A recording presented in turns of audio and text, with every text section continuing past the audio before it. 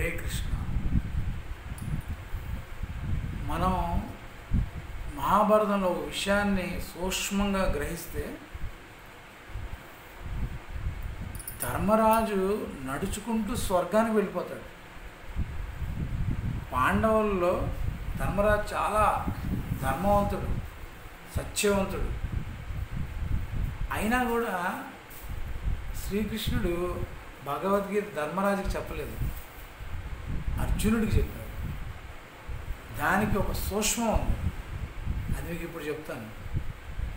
అదేంటంటే, పాండవులు వనవాసం చేసేటప్పుడు కృష్ణుడు వీళ్ళ 5గురిలో నా మీద ఎవరికి భక్తి శ్రద్ధలు బాగా ఉన్నాయని పరీక్షించాలనుకుంటాడు.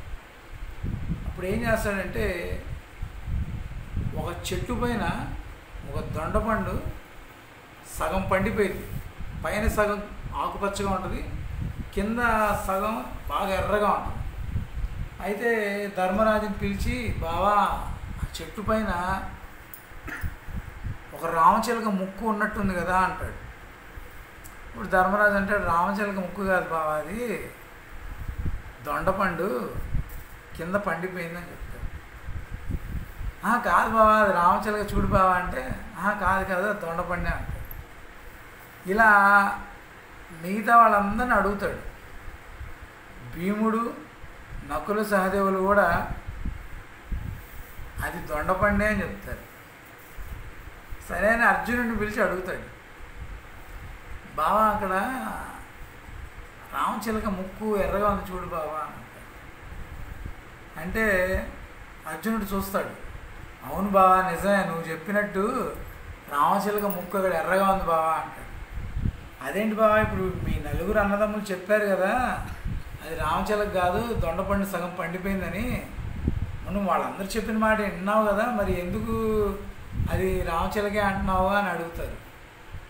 అడిగితే అప్పుడు అర్జునుడు చెప్తాడు, బావా నువ్వు శ్రీకృష్ణుడివి, ఏదైనా చేయగలవు, నందిని పందినైనా చేయగలవు, పందిని నందిని అయినా చేయగలవు, దేవతలకే దేవుడివి, నీ శక్తి నాకు తెలియదా, నువ్వు ఇలా అంటున్నావంటే దీని ఏదో మర్మం ఉండుంటుంది, నేను నీకు సంపూర్ణ శరణాగతి పొందాను బావా, నువ్వు ఏదంటే అదే బావా, నువ్వు నందంటే నందే, పందంటే పంది, నీ శక్తి నాకు తెలుసు బావా అని చెప్పి అర్జునుడు కృష్ణుడి శరణాగతి పొందుతాడు.